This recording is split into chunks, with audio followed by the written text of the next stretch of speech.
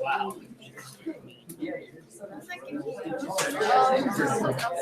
5, 4, 3, 2, and 1. Okay, very important that you listen, you give your full attention. You're not talking, because if you do, then I'll just kind of tap you on the shoulder and you can go right on out the door to the other classroom. Our speaker today is Brenda Hickson.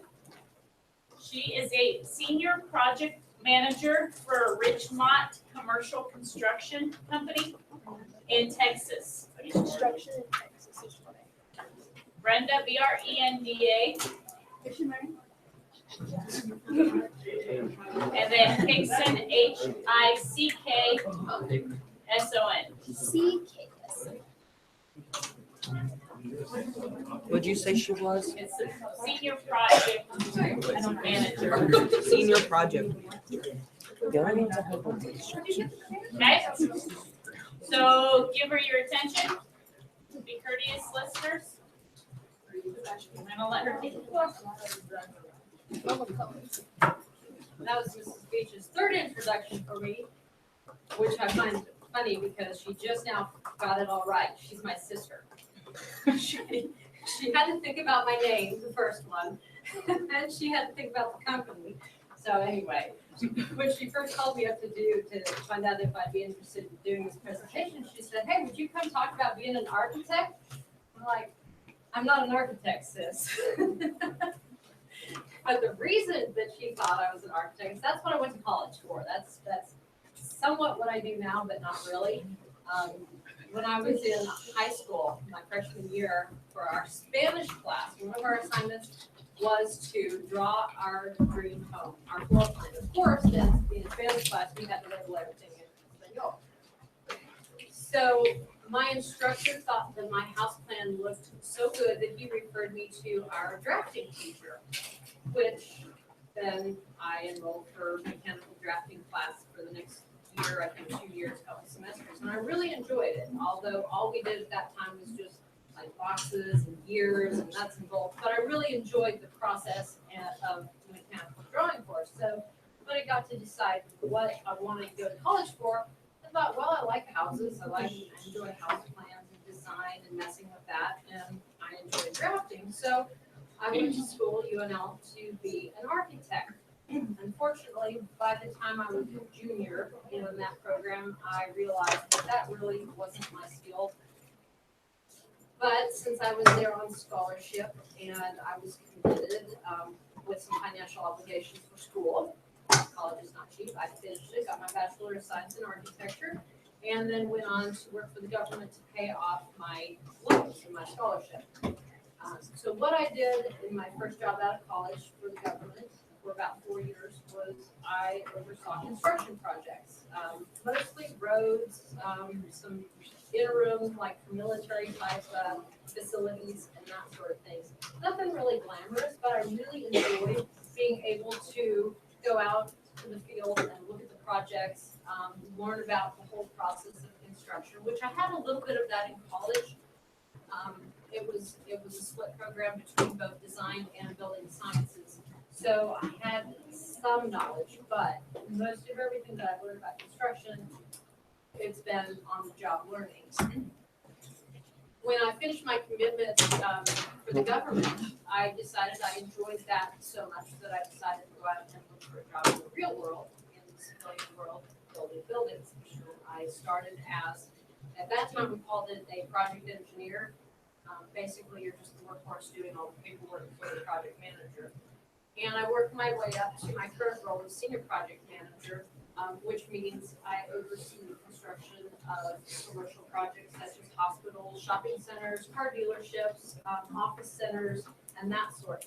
I do not work on houses or apartments. That's considered residential construction or wood frame construction. So what I do is the steel structures. As I work for a general contractor, my company doesn't build the projects hands-on. We hire all the different trades and all the different parties and companies that do assemble the building. My role is to coordinate all the owners, the design team, the city inspectors, and all the subcontractors and trades that need to be working together to build the project. So in my role, it's very important to be able to communicate with all of the different people and set expectations and goals so that the project is built. Process that a construction project follows is a group called the developer goes out and looks for a piece of land. It can either be vacant land that has trees on it, weeds, or it can be one that already has a building on it that is either vacant or is getting repurposed. That is the developer's role, very crucial to the construction process because they're kind of the ones along with the owner that owns the building or the land that gets the process going. Once they locate the land, the next person that gets involved is what's one main thing that you need to build projects? Green stuff. Money. Okay, so then they go to a bank or a lender or a group of individuals that are willing to put up however millions of dollars it is to build the project, because you've got to have money pledged up front to pay for the design, to pay for all the city impact fees, the permit fees, and pay for my company and everybody that I hired to work under me to build it. So once they get the money secured, they'll work with not a design team, but sometimes it's several design teams. You'll have an architect, possibly an interior designer, you have a civil engineer, structural engineer, you've got mechanical, electrical, and plumbing engineers, which are all specialties that together make up the design team. And I work with them on a daily basis. They're the ones that put the drawings together, which is what I thought I really wanted to do, just didn't have the talent for it. And the specifications that meet the owner's criteria of what they're trying to build, and then they give it to us. When we get a project as our company, it goes to our estimating team. These are the people that if you like construction and are interested in it, but want to sit in an office all day, this is a good avenue for you. The estimator's role in construction is to take the drawings and the specifications, go through them, get bids for all of the work, the scopes of work, and they get multiple bids. The goal a lot of times is always 3 bids in a trade. That way you make sure you have good competitive bids and good coverage and the right scope. And they put all that together and submit that to the owner. If we're the ones selected to do the project, then it comes to me and my group, the production team. We get all the drawings and the specifications, we go through them, look at all the details, all the drawings, we get all of the bids that we got on bid day from all the different trades and suppliers and vendors. And one of my first jobs or roles is to go through all those and do what we call buy-up. That means I go through each and every one of those bids for all of the trades, go through them, make sure I have a complete scope and negotiate a contract with all the different parties that I need to build my building. Once I do that, I issue out the contract, so there's some reward, some negotiation that goes along with that, and I put together a budget for the job. Now, obviously, the budget is based on that number that we gave to the owner, but within there, as I'm doing the buy-up process, there's things that we find that we missed, or things that we maybe have doubled up on. And so I start moving the money around and reallocating the money that we are committed to. Once we sign that contract with the owner, that's what I have to work with. That's my budget. And so I can have a job that's 2 months long, or I can have a job that's 2 years long. That money doesn't change unless the owner says, hey, I want to make a change on this, and then we come to agree on costs. So I have to watch the expenditures of my team and all my subcontractors to make sure that everybody stays on that budget that we have, because if I don't, it comes right out of my profit. That's not a good thing. Once I get all the subcontractors released, the other 2 people on my team directly that I work with is my field superintendent, and he's the one, I say he, it could be a she. Right now, all of my jobs have male superintendents, so I'm going to use the word he. And he's the one that runs the day-to-day activities actually on the job site. I work in the office mostly, And then I travel to my different jobs. My field superintendent, I have one superintendent on each of my jobs, so it's a different person for each job that I'm working with. And I oversee, right now, I have 3 main ones and one that's kind of wrapping up, closing down.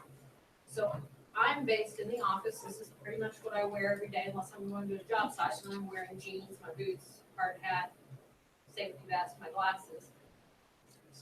And then I just get to my jobs once a week or whenever I need to go to meet with my superintendent or the owners or the subcontractors on the site.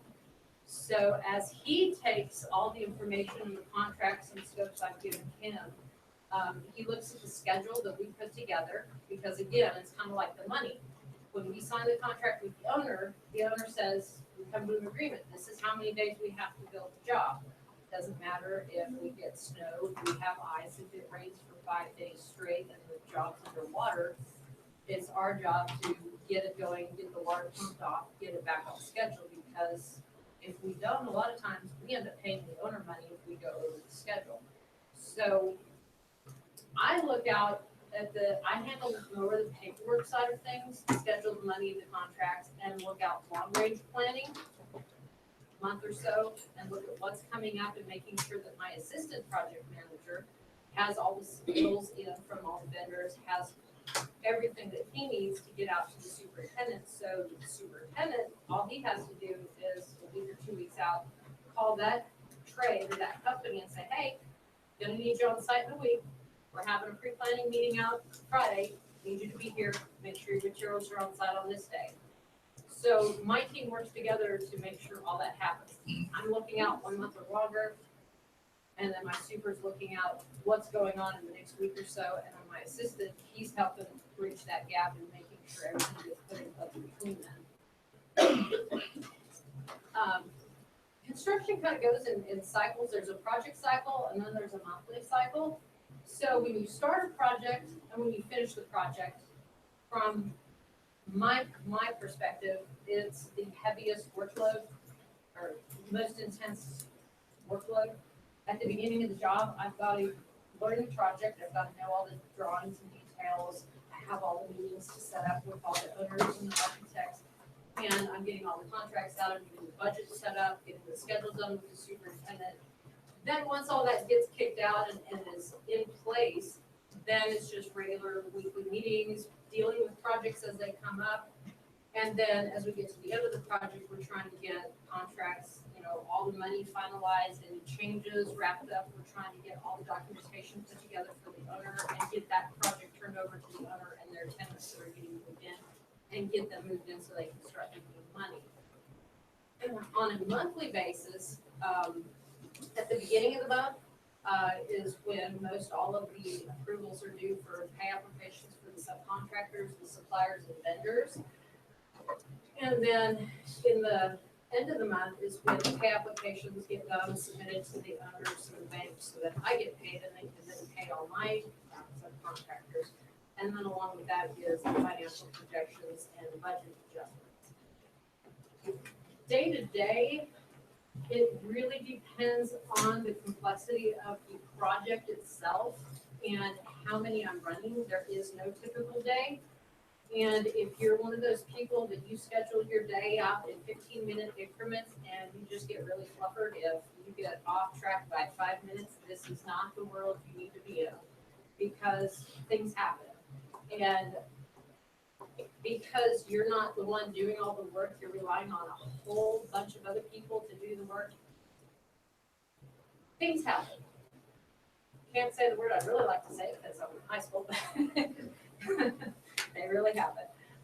You have your day all planned out, and there's main things that you have to make sure you hit, of course.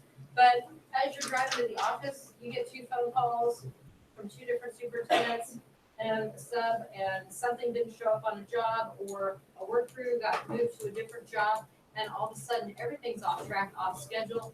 Well, whatever you had on your plate that day, guess what? You just might sideline that, because now you've got something that could totally blow up into a big crisis if you don't get it handled right then and figure out how you're going to get more people out there or where you're going to go to get that problem solved.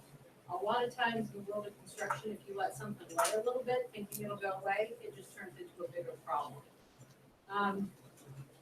So there's not really a definite pattern to the day.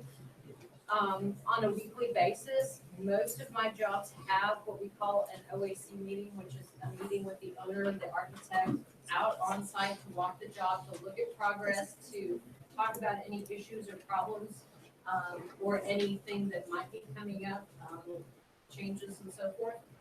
And it's a good opportunity to interact with our clients and just get to know them better, because a lot of what we do, we're building something for somebody else. Our only stake in it really is the income, but that's what business is about. Everybody does something to make money, but to get that money, you've got to be able to bring value to somebody else. You can't bring value to a client if you don't know what their ultimate goal is. And so the owners' meetings are a good way to just sit and get to know them, and also better you know somebody, the more comfortable you are to work with them on the next job. And so you get repeat clients that way. Communication is really important because there's a lot of different groups that in my role and the project superintendent that we're coordinating with. We've got the design team that we work with very closely all through the project, the owner or the client or the developer, or sometimes all three.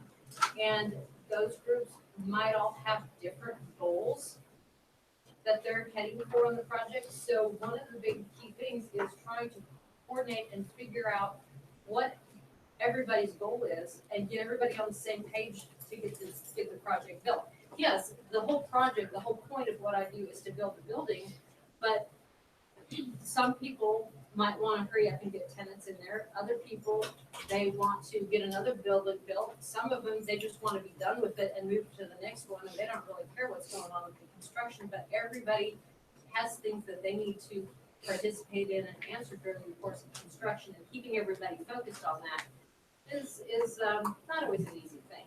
It's kind of like when you get to the last class of the day, you got to keep everybody focused on what you're talking about, but most people really don't care.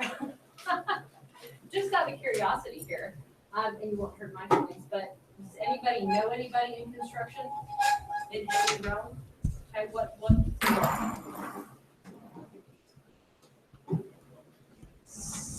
Okay, Contractor. super. My father, he used to work construction, like he used to build big buildings. Anybody else? Like I saw a hand on this side. Okay, so everybody's, what you've named is all direct construction. Anybody know somebody that is a developer or that owns commercial properties? Because that's all part of construction too. No? How about any architects, engineers? I see somebody pointing at somebody else, or is that hand signals? Those are all directly related to construction. Even people like inspectors, city plan review people that work at the city and permit revision, that's all part of construction. So there's a lot of different roles in construction. If you don't really like studying and you don't like school, but you love working with your hands, world of opportunities. I mean, there's, for example, welding. If you're in shop class and you do welding, okay, welding pays pretty good in the world of construction. However, if you like scuba diving and you're a welder, underwater welding, lots of money there. Granted, you can't live in a lot of places and there's not a very big demand, but there is big money. What's another obscure one? I don't know. There's just a whole bunch of different things. You don't have to be good in school.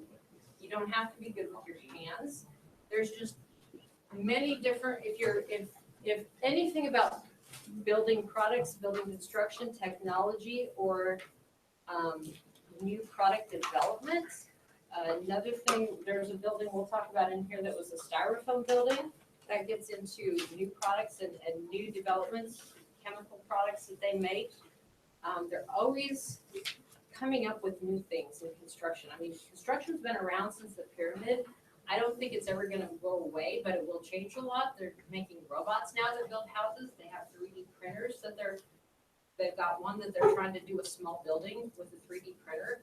I mean, you could be in technology or computers and still find a role in construction just with where it's going. We have a lot of drones we use on our sites now for photography.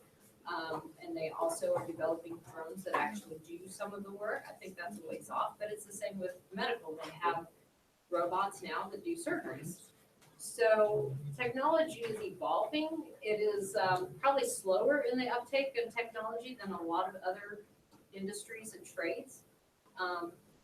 But there is a shift towards more use of technology and less in the old school, like paper and you don't see people with blueprints anymore. That's been so outdated for a while.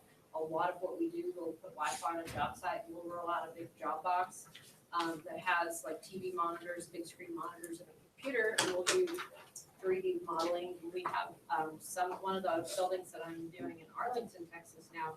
The architect sent us like fly-throughs, little computer animated ones where we can fly through the building, which is great help because it allows us to better see the different little pieces of the building rather than just looking at them on paper in 2D. There's a lot of the bigger jobs that are put together using building modeling, 3D modeling, that you can actually see all the different components in each trade as they're sectioned in, which helps, it's a lot easier to figure out where your problems are before you build it, if you can build it on a computer and see it in a 3D and move it around and twist it. So a lot of possibilities there in the world of computers also. There's not really any limitations on where you can do construction. However, for example, home builders here in Grand Island in the winter, it slows down quite a bit, whereas where I work, it's pretty much year round. We do have snow once in a while, we do have rainy seasons, but construction goes on. Right now, it's a pretty hot market, so 6 to 7 days a week. If you are an hourly worker out there, working physical labor, you've got some opportunity to make some real money on overtime. Whereas if you work in an area where weather is more of a factor and you're an hourly worker, you better be saving some money for the winter months when work slows down or have another job. So the other thing to consider is, like, I'm from Ord, which is a small town, and there's not a lot of call for construction. There are some of my classmates, one of them has a remodeling and construction company there, but there's not a big call for high volume work like there is where I live in Dallas-Fort Worth, Texas, where we've got things going all the time. So, there are some restrictions. Construction goes on everywhere, and there's off-the-wall types of construction, like oil rig construction, cell tower construction. I was approached by a company to work for them. All they did was build water towers. There's a lot of different kinds of water towers out there, but I can't see building water towers day in and day out. That's all I do. Some people, though, that's a route, And with your job in construction, you have the opportunity to travel. My company works, we have one office based in Irving, Texas, which is halfway between Dallas and Fort Worth, but we have jobs in Oklahoma, Louisiana, all over the state of Texas. We're also licensed in, I think, 3 other states. The company that I worked with before Richmond was based out of Bethesda, Maryland, and they had offices all across the country. So if I wanted to do a job in Bath, Maine, and we had one going, I'd put in a request. And if they needed somebody with my skill level, that's where I'd go. I don't like cold weather. I didn't go to Bath, Maine because it was really cold there. The surveyors told me a story because they built, it was a dry dock for a shipbuilding facility. And the surveyors worked on a barge, and they had so many layers of clothes on in the winter that when one of them fell over, he couldn't get back up. He's like, a big round little snowman, and they had to have 2 guys go over and lift him back up on his feet. That is not my work environment at all. I'm beach bunny there. No cold weather stuff. But again, as our company expanded, we started, you could go to Saudi Arabia, get a job working over there. Do you like the sandy shores of sand? So there's opportunity to travel.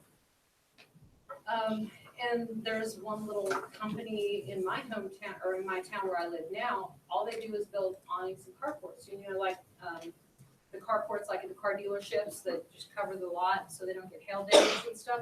That's all they do. They travel around the country. So that is their office. They have 5 big RVs and then their job trailer. And when they get a job, the work crew loads up, lives out of an RV, and they go to wherever their job is. So if you like the family life, that probably wouldn't be for you. But again, there's all ranges of travel opportunities, job opportunities within, construction. It's just what you want to do, where you want to do it, and what you want your specialty to be. Some of the photos, because photos are more interesting than me talking. Okay, this is a shopping center. I'll just stand here and look around me. This is in South Lake, a little bit north of Dallas and Fort Worth area. And what we're building in the center with the steel frame, you can see part of the concrete slabs down in the middle. I think the 2 to the left are restaurants, and then there's Blue Mesa over here on the right. And this is the building a little bit farther along. We've got some more steel framing up. As you can see, they've got the roof stocked with the insulation, and they're starting the roofing on. Also, the framer has came in on the right side, and you can see he's got the metal studs infilling the steel columns we had up earlier. And then they've also got the sheathing and the waterproofing started. One of the things that I like about the company I'm with now, I've been there 15 years, and it's grown a lot since I've been there. I think we started out when I was there, maybe 30 people. We're over 80 now. And keep in mind, we don't do the work, we manage the process. And so we've got 80 people, including, the staff, accounting and everything. But we still have the small company, family type atmosphere. So we do a lot of community activities together. This particular one was a community fair where we had a little construction booth for kids to play in sand, make sand castles and some Lincoln logs and stuff. Another one, I think we're on our 3rd year for this. We work with one of the design firms that we're working with jobs on. And this was the first year I think we competed. What the goal is to create unique and innovative dog houses, multifunctional dog houses. This one was a park bench. And then where it says win this dog house, that's actually the entry to the dog house. We won this. We won an award with this one. But the people come through, it's all set up in a mall, and people vote for their favorite. And then after it's over, they auction these off, and the money goes towards the SPCA. Here's the award. Safety is a big part of our culture. Construction is one of the more dangerous jobs just by the nature of, we've got falls, we've got heavy equipment, run over, a lot of sharp things, power tools that people work with. And so we have regular safety meetings. This is a job site one. And I think what they're going over, if any of you skydive or rappel, you notice the guy over here is holding the safety harness. So anytime anybody's working up high, they have to be tied off and have the body harness on. You also see all the safety rails and the scaffolding in the middle.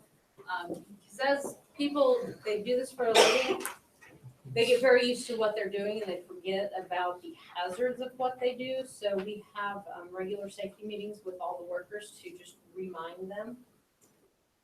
This is a groundbreaking ceremony. This was on our project, I believe, in South Lake, Texas. It's a ceremony kind of for PR for the owners. A lot of times it has city officials like the mayor or city council people attend. And they just, kind of funny really, everybody stands out there with this nice decorative shovel and then they all move a piece of dirt and they're signifying breaking the ground or starting the start of construction. Another one where we're putting up a wood truss on the steel structure.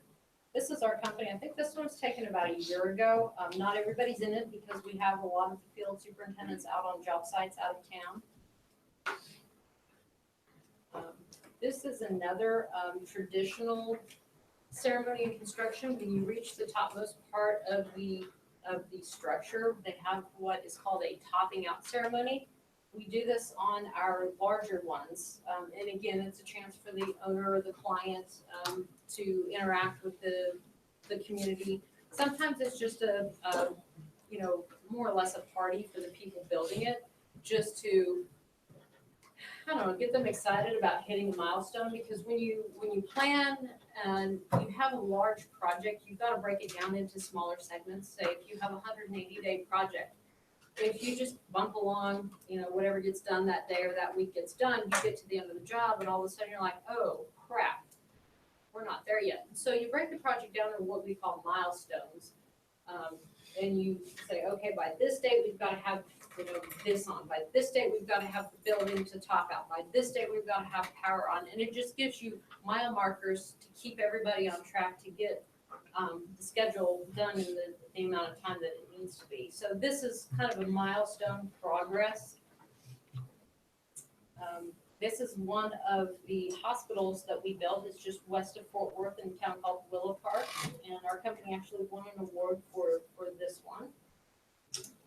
Here's our award. This is an office building in Carrollton, which is just north of Dallas. This is one of my projects. And in one of the earlier classes, one of the gentlemen asked how many different trades or how many different companies, it takes to build these. It varies a lot by the project and by how fancy the building is. This one in particular, just for the exterior, what did I say last time, RC6? I think we have stucco, brick, cast stone, the canopies, the glass, and there's one other. So 5 to 6 just on the exterior finishes. And that doesn't count the structure, the underground utilities, the door work, everything else. So the fancier the job is, a lot of times the more trades there are. On average though, there's about 15 different trades just on a generic job that I have to hire to get the job built. And that's electricians, plumbers, mechanical, site utility, the dirt mover guys, structural steel, the door hardware suppliers, the drywall framers, painters, floor company, and then there's a few others depending on the type of job. So there's a lot of different people that I rely on to get the project done or get the building built. And that's just the people that I hire directly. That doesn't count the client, all the design team, and everybody on that side of the table. So it takes a lot of people to build one. This is another grocery store that I did. It has the main anchor store, which is Sprouts, and then either side of the Sprouts is retail space. Another Sprouts. This is a freestanding medical facility.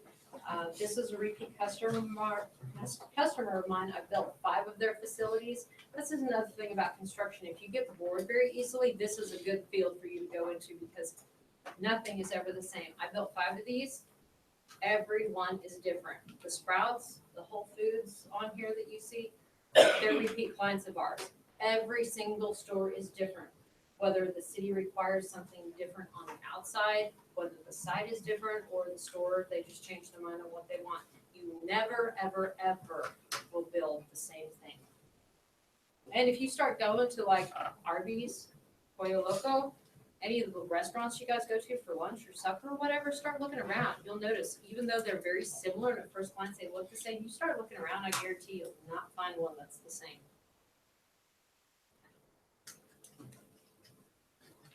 Okay, so here is an office building. This one is a concrete structure. So we've got concrete columns, concrete slabs, and what they're starting down here are precast concrete columns. These are the finished ones that go over the concrete. That's part of the finish starting. And then here's the finished one.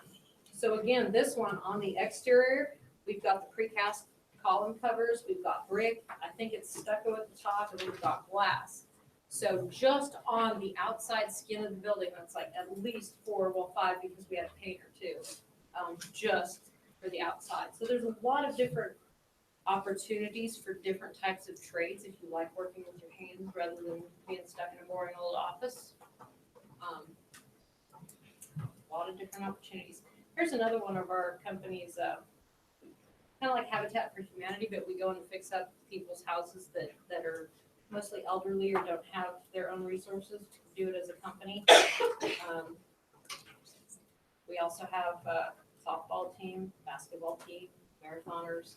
So our company does a lot of stuff together, and the company allows us to do it on our own time because they know that we put in a lot of hours for them. So they support us because it also gets our name out there in advertising, and a lot of our clients also participate with us and are subcontractors. So it's just good team building effort, and it's also good company relations for the community because you always have to give back. Okay, any questions about construction, or what I do, or possible things in construction? How much do you win? How much? What? How much do you win? How much do you Do I make? make? Oh, okay. That's what I thought. I was like, wow. Right now, I was like, I McDonald's. Money is always a big question. It varies a lot depending on which region and the market you're in.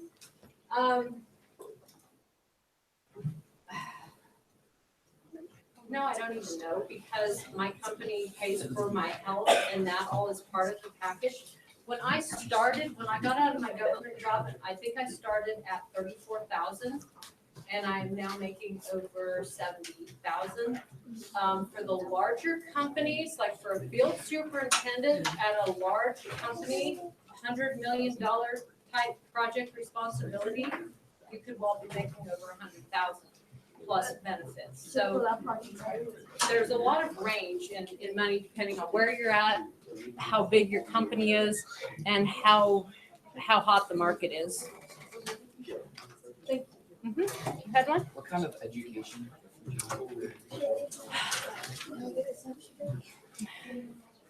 While it's preferred to have a college degree, it doesn't necessarily have to be a bachelor's degree in construction.